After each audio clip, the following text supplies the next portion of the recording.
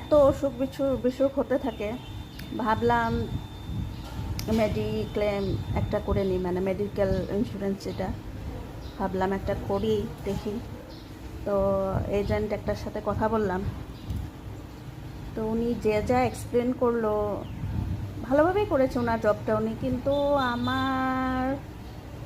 শয়তানি মাথা, তার জন্য আমি ভাবছি যে অসুখ হলে অসুখ হলে মানে অসুখ হওয়ার জন্য আমি মেডিক্লেম করব, মানে কি কি রেডি করে রাখবো যাতে অসুখটা হোক,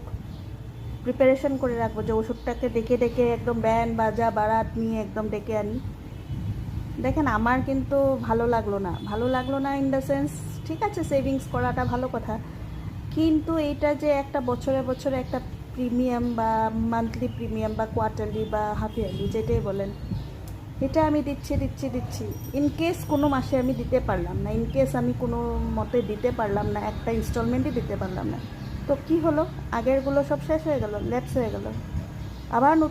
নতুন করে চালু হবে। এটাই তো বুঝলাম আমি, কি জানি। কিন্তু তারপরে হলো আবার ব্যামারের কথা বলছে, আপনার এই ব্যামার হলে আপনি এই পাবেন, ওই ব্যামার হলে ওইটার সাবসিডি, এটা ব্যামার বলে মানে ওরা এরকমভাবে বোঝাচ্ছে, আমার তো ভয় হয়ে গেছে। মানে আমি নিজেকে অসুস্থ মনে করছি এখনই, মানে অসুখ হয়েছে নাকি এখনই মনে হচ্ছে যে অসুখটা হয়ে যাবে নাকি আমার। তো আমি আপনাদেরকে সাজেস্ট করব, অ্যাকচুয়ালি আমি সাজেস্ট কী করবো, আমি সাজেস্ট করার মতো কেউ না, তা আমি যেটা ফিল করি সেটা বলি, যে এরকম না করে আমি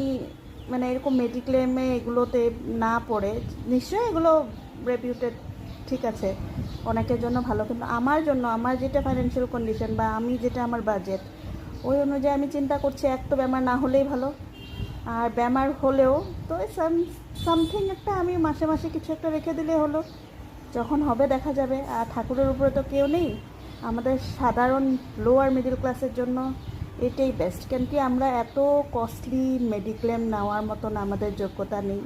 আমরা পারবো না, অ্যাফোর্ড করতে পারবো না অ্যাকচুয়ালি, ঠিক। তার জন্য আমি ডিসিশন নিলাম যে আমি ইনভলভ হব না আর এটাতে, মানে নিব না, আমি করবো না।